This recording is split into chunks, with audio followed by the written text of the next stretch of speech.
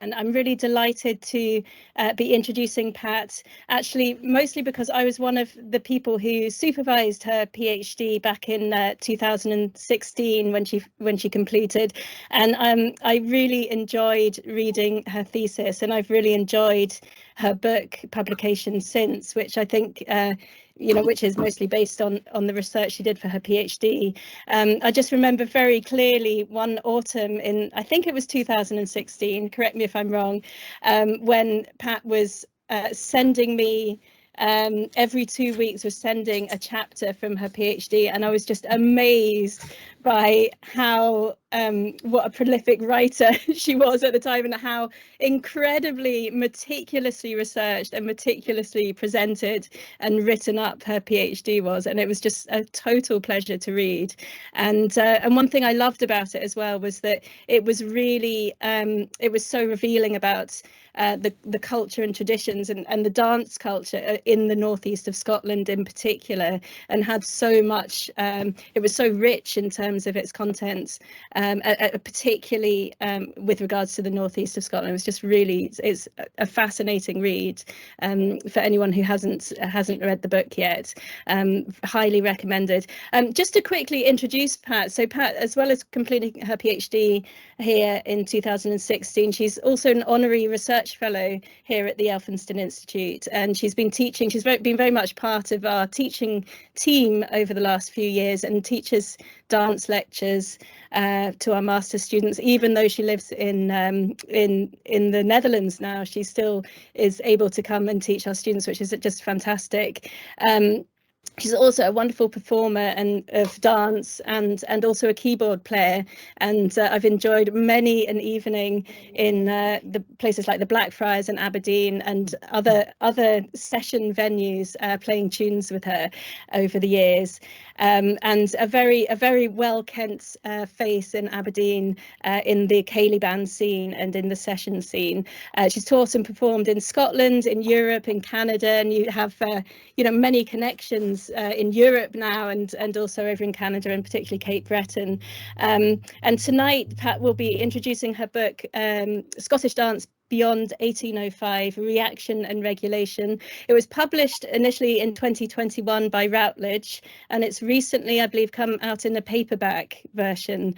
And the reason for the lateness in having the book launch is partly due to COVID, but I think also you wanted to wait until the paperback version of the book was available, which is a little more affordable than the hardback version. So I'll leave Pat to talk more about the book in detail, but just to say thank you so much, Pat, for giving people the opportunity to hear from you about the book, and I'm really looking forward to hearing from you about what the book's about and what we can expect from the publication. So thanks very much.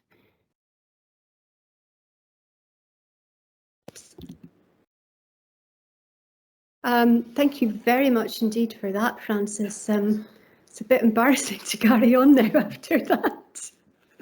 I thought that I might begin this wee talk by outlining some of the questions that had perplexed me for years, and which I wanted to try and answer by creating this book.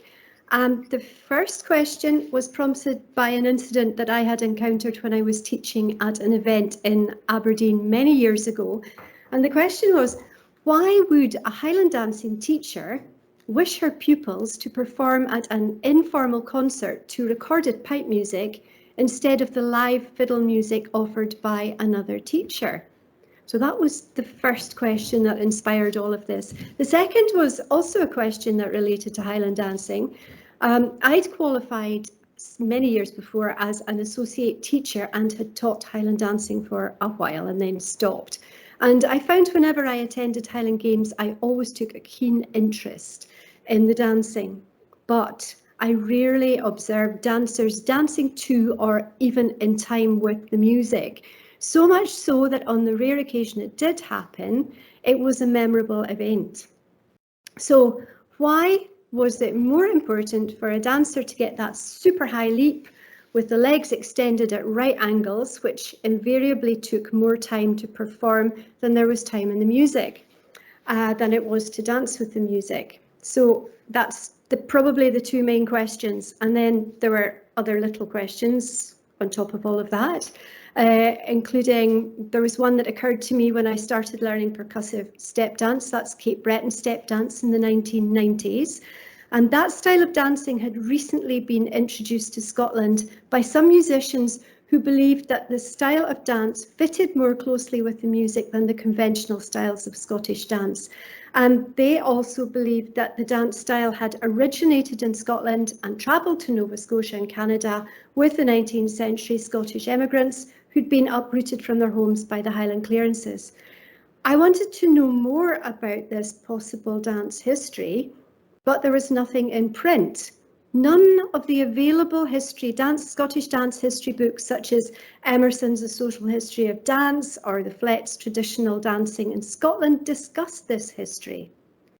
So that's another question. There's another one sitting in the back of my mind for years, which had occurred to me when I was on a trip to a dance festival in Romania one winter in the early 2000s. And there, the dancers were very tightly rehearsed and costumed. I believed from the costumes that these dances must be centuries old. Why didn't we have anything like that in Scotland with ancient costumes and dance? Of course, what I didn't realise at that time was that many of these Romanian dances weren't old at all and had originated from the time that Romania was attached to the USSR. But the question about the age of Scottish dances remained, and this was also answered during my research process. So I'll talk about some of the sources that I had used. I'd originally intended to create an ethnographic inquiry. So I would have a short historical survey to give some context, and I'd interview pipers and Highland dancers to try and understand their experiences and take it from there. But it soon became apparent that this approach was never going to work because it was too big for me. The story of the development of Highland dancing was so big and intertwined with so many other events that I realised that the historical survey would have to be significantly bigger than I'd planned. So I also thought that I might focus on just one dance, the Highland Fling, because there was such a lot of material about it. There was more about that dance than about any of the other of the Highland dances. I'll just tell you briefly what I used. So I used Francis Peacock's sketches because that was the earliest description in print of dances of the Scottish Highlanders or dance steps of the Scottish Highlanders. I used Barclay Dunn's Little Book on Quadrilles, which came out just a handful of years after sketches, because he described how the dancing looked, how people were up on their toes and they didn't have extensive syncing, and everything was really lively and neat. Good dancers did difficult steps. Ordinary dancers did what they could to the best of their ability. Then I went to Frederick Hill. Frederick Hill wasn't, as far as I'm aware, a teacher. Frederick Hill was a very, very keen dancer. And in 1841, he started compiling a notebook of dances that he had got from 4 different itinerant dance teachers. There's over 70 dances or descriptions in this book, and this includes 2 Marquis of Huntly's Highland Flings, and they're different because one starts off the left foot and the other starts off the right foot. So that, for me, was quite revealing as well. The notebook, had recently been published by the Hill Manuscript Association, so I was very lucky that I actually had a copy of that.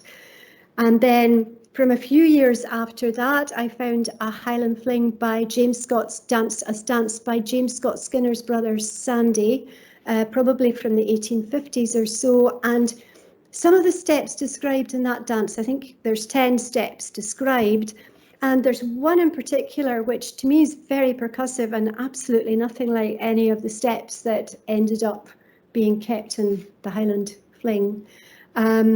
After that, I got a Highland Fling by David Anderson from the 1880s. That was in a book by D.G. MacLennan, who was a very, very influential dancing teacher. And then I found 1910, D.R. Mackenzie published a book of descriptions of Highland dancing. This one was important. This was one of the first to be actually promoted by the new dance societies, by the ISTD in fact. And this is the first evidence I found, 1910, as late as that, of somebody saying that the Highland Fling was a man's dance, and that even of the real steps, as in REEL, some could only be danced by men, and other more genteel steps could be danced by women. After that, I found G.D. Taylor's book from 1929, which is the first book to really use balletic descriptions and movements in Highland dancing.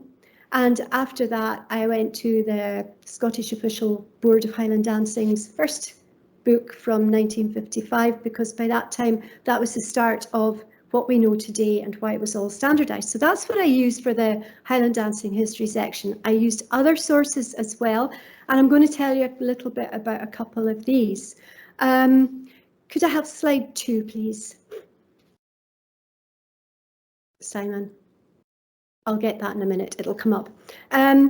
This is from Francis Peacock's book, Sketches Relative to the History and Theory of Dancing. I think you'll find that the title goes on forever.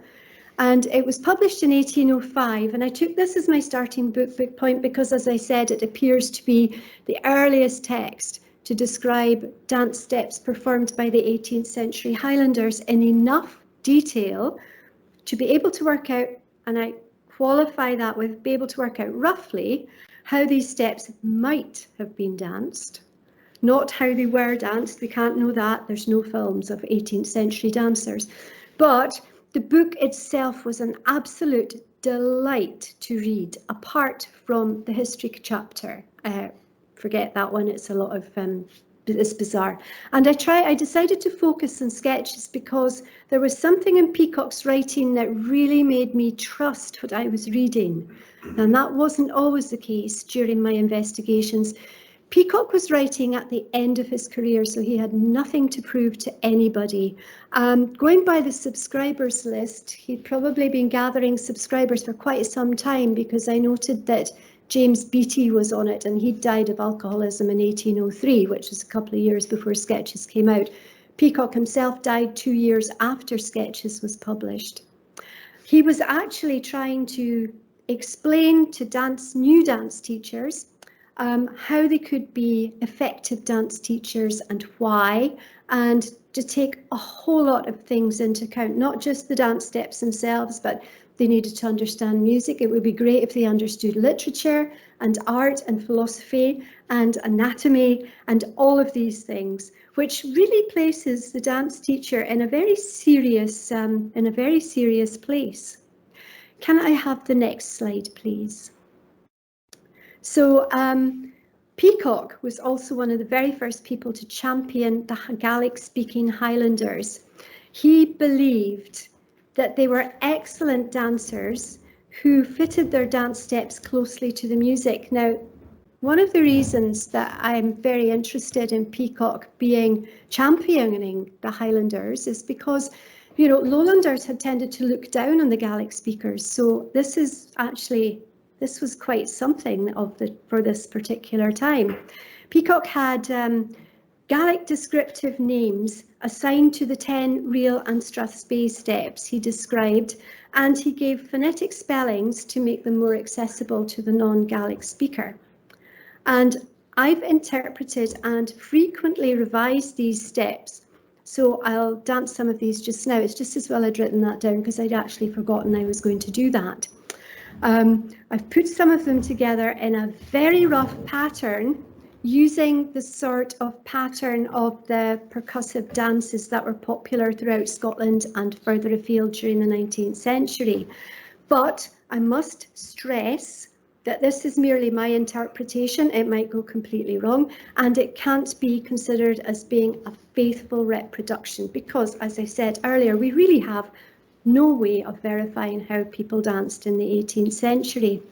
I'll just say briefly, I'm going to use my version of Step 7, the Ashe Thrast or cross passes, which inspired that iconic, well-known Highland Fling step, which wasn't originally in the first place as it is these days.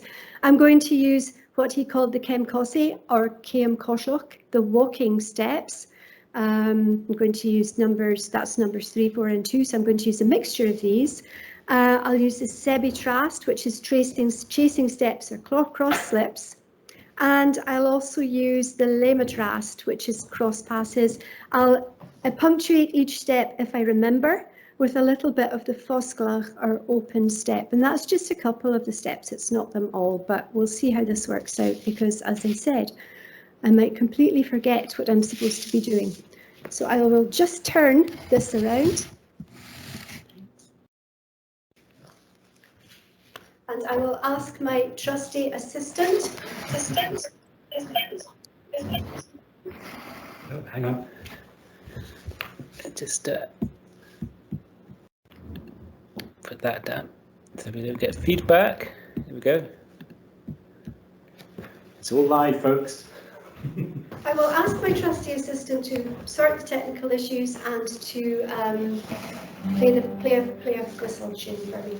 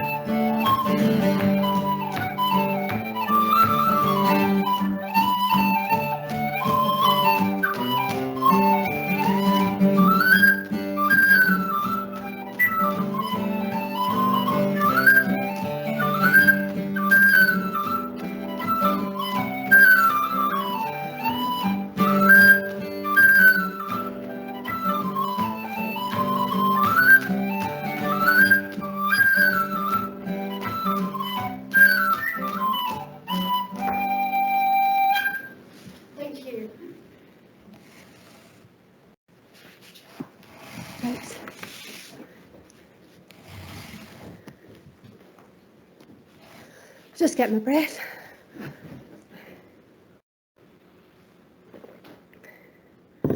Oh.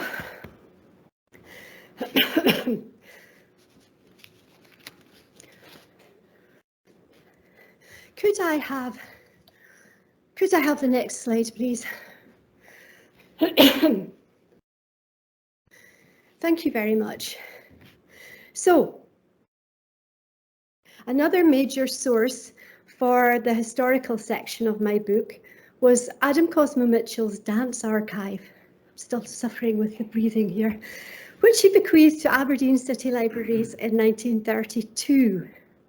This collection of 15 scrapbooks, which documented Mitchell's dance teaching career, included dance-related magazines and articles, was the linchpin which informed my entire historical survey and answered my key questions.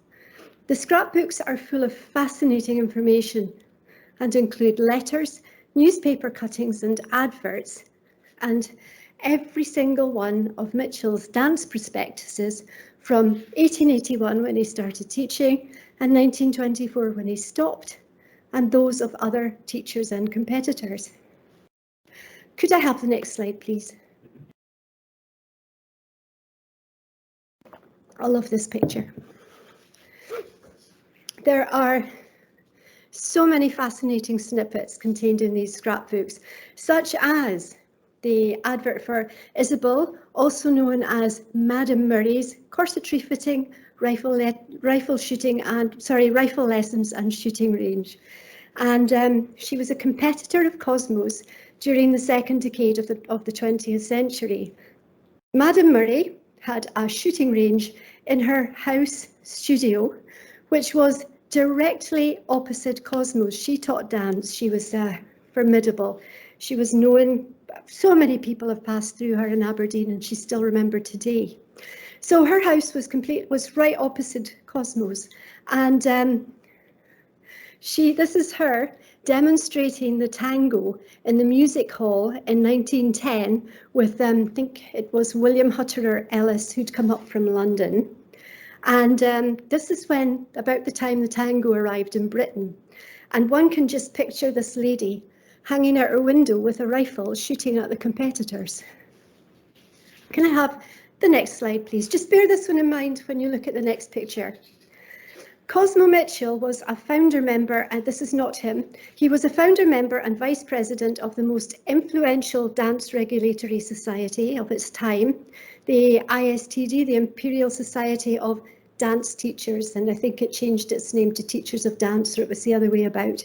And here's a photograph of another of Mitchell's competitors.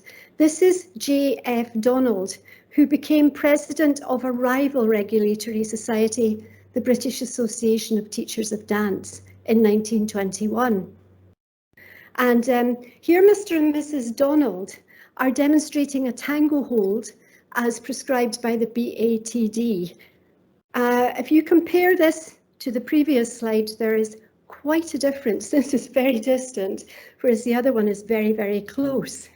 So the societies, this was an answer to a major part of what I was trying to find out.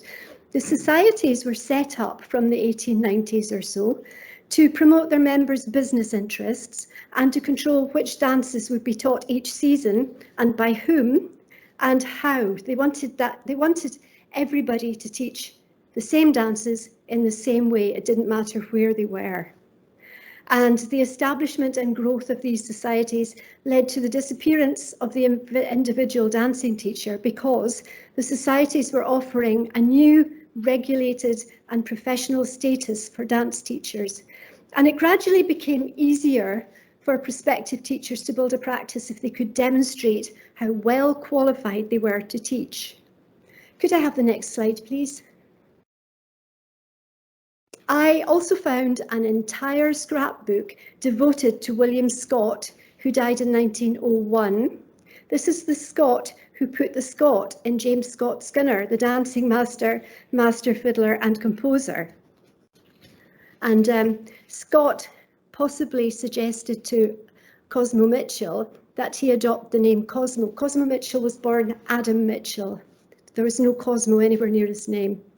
So Scott, who had given James Scott Skinner a year's worth of the free fancy dance lessons that allowed him to start his own career as a dancing master, Scott also helped Mitchell to establish his career, and he remained a really good friend until Scott died in 1901.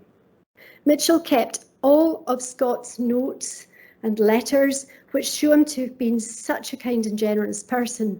And Scott is the only person to have an entire scrapbook dedicated to him. In fact, when Mrs. Mitchell died in 1919, the only reference I could find anywhere in Cosmo's scrapbooks was just a little paragraph cut from a newspaper saying that she died, which is a bit bizarre because she had been a huge part of his dancing practice from the 1900s when she started as an assistant and piano player.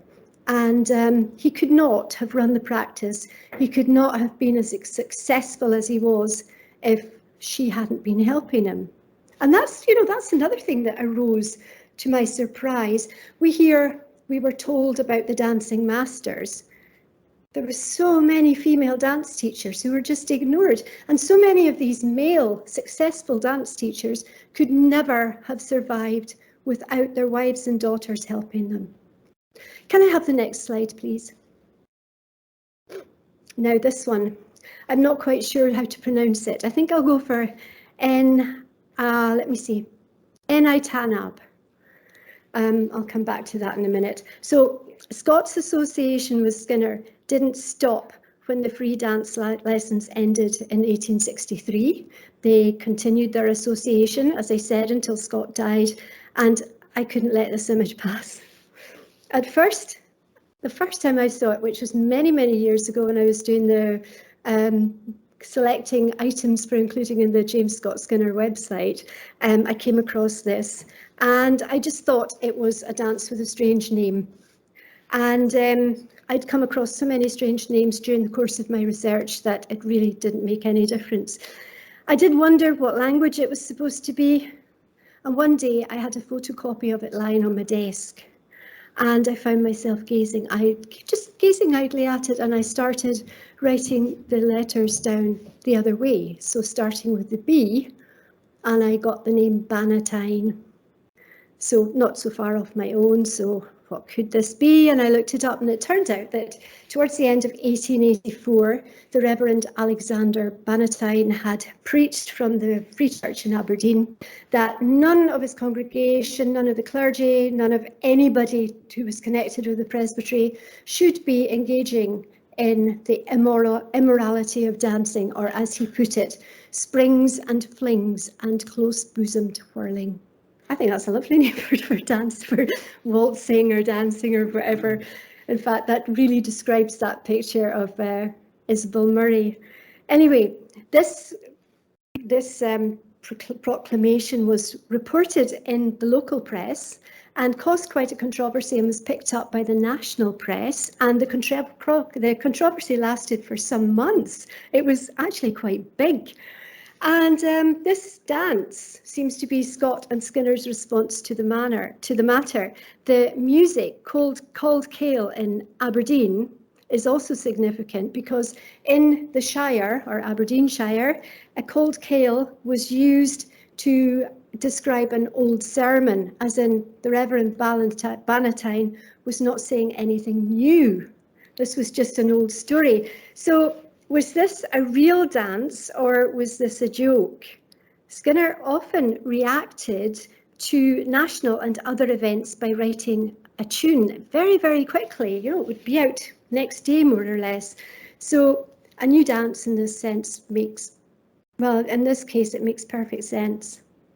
So now I'll turn to part 2, and I'll go through this as quickly as I can.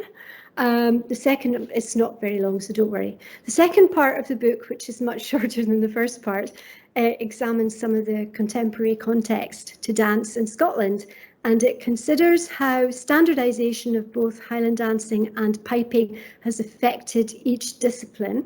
And it also looks at some of the reactions to standardisation in Scotland, such as the late 20th century introduction of collar-facilitated ceilidh dancing and of percussive step dance. This part of the book was largely informed by interviews with dance and music practitioners, students, with participants, performers and teachers. And I'll tell you one wee story as a warning of what can go wrong if you're not really careful. Could I have the next slide, please? The piper, publisher and journalist Bruce Campbell, he's not in this photo, by the way, this is just a generic photo, was very keen that pipers should understand how and what to play for Highland dancing. So he created and published a book of pipe settings that were suitable for the various Highland dances. I'd come across the book when I was doing my research, and I contacted him to ask if I could interview him. And he was very happy to do this. And as a result of this, I had my very first internet interview. This was a Skype call. I found Mr. Campbell to be extremely personable, and he was more than delighted to help me in any way that he possibly could. And we had a great conversation, during which he said, you know, he'd give me any information I wanted, and he'd be more than happy to talk again. Any questions, just get in touch right away. As this was my first experience of a non-face-to-face interview, I found I was actually really reluctant to hit the record button. It felt kind of not quite right, not the same as if I was in the same room and talking face to face with him. So I did anyway, and the interview went ahead. And I got so much fascinating information from him about how he felt dancing competitions were not necessarily arranged to take the piper's comfort or stamina into account, and so on. He believed that both dancers and pipers should have a really good experience. And anyway, he sent me over a list of dance and piping tempos, which pointed out just how much the dance and the music had slowed down over the years. And this was very, very useful. Anyway, not long before I was due to send the finished manuscript to the publisher, I discovered that Bruce Campbell had died. And I was obviously horrified because he'd been such a lovely person. But then I realised that as we had discussed permissions during our calls, I hadn't got round to sending him a permissions form.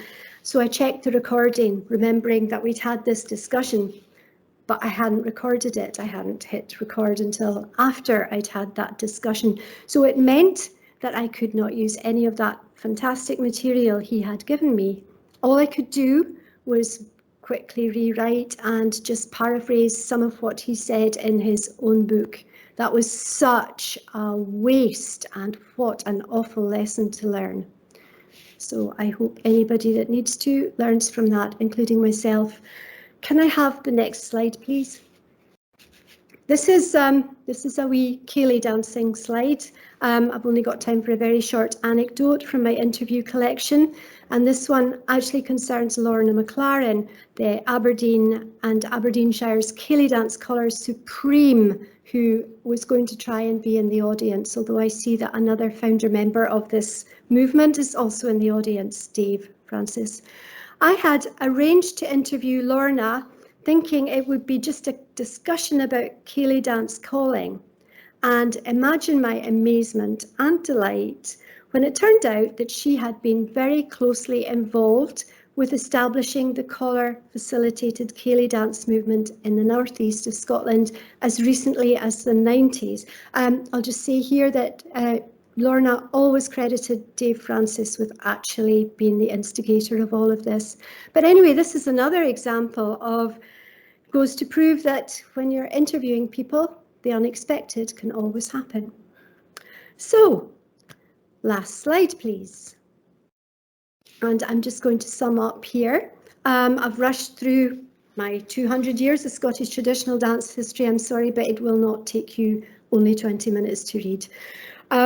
If only there was a way you could actually find out a bit more about these fascinating movements and characters.